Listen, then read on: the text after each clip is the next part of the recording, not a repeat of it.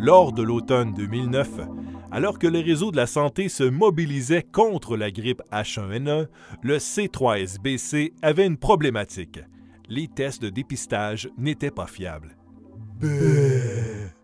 Les conséquences étaient majeures. De jeunes enfants retournaient à la maison sans traitement, leur test ayant sorti un faux négatif. La recherche d'une solution en équipe a mené à la production d'une vidéo. Cet outil de transfert présente le déroulement des actions à poser pour prélever le virus de l'influenza. En une journée, la recherche sur les données probantes était terminée. Livres, vidéos sur YouTube, avis d'experts, téléphones, etc. Eureka! Le lendemain, le scénario et le storyboard étaient prêts. Le tournage commençait, suivi du montage.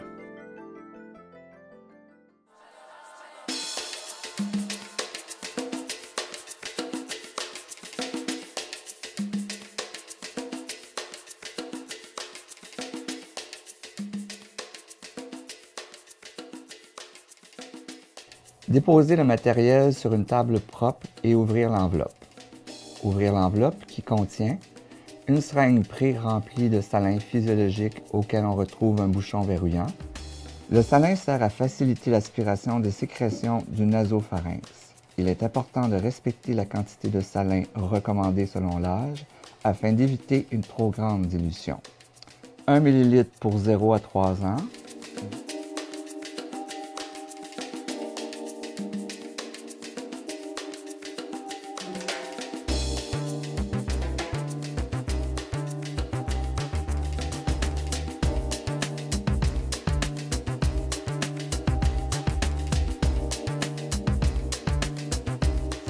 Injecter la quantité de NaCl nécessaire, pousser et retirer rapidement pour recueillir 1 ml dans la seringue. Il était important de rapidement diffuser l'information à tous les employés du réseau afin d'améliorer cette pratique. Mais comment faire? YouTube? Inaccessible dans le réseau. Intranet? Oui, mais il manque de postes et les ordinateurs sont peu performants pour la vidéo. Notre territoire est vaste, 200 km et 9 installations. Aucun moyen de se connecter en temps réel. Solution de rechange, TV et DVD. Distribution par camion, mais sans échange. Il nous reste la voiture et le téléphone. Jean-Luc et Christine partent en voiture pour voir comment ça fonctionne. Recueillir les commentaires des gens pour rectifier s'il y a lieu les DVD. La visite est très appréciée des employés. Nous avons amélioré notre pratique. Mais la voiture est-elle la solution d'avenir? Non! Beaucoup de temps perdu, beaucoup de transport inutile, beaucoup d'argent dépensé d'une manière inefficace.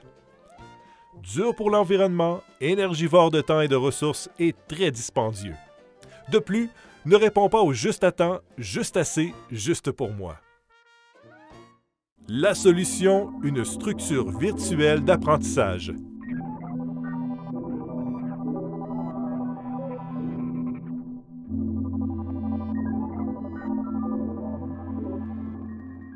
Un serveur qui permet l'interconnexion entre les unités de travail. Il distribue dans chaque secteur les vidéos qui sont diffusées par des TV à écran tactile avec webcam, permettant des possibilités d'interaction. Avantage, les employés ont accès rapidement de l'information utile pour leur travail, une conservation de la mémoire organisationnelle, un apprentissage collectif à partir de situations de travail, un enrichissement pour l'organisation par le savoir collectif. Yeah! En un mot, l'avenir.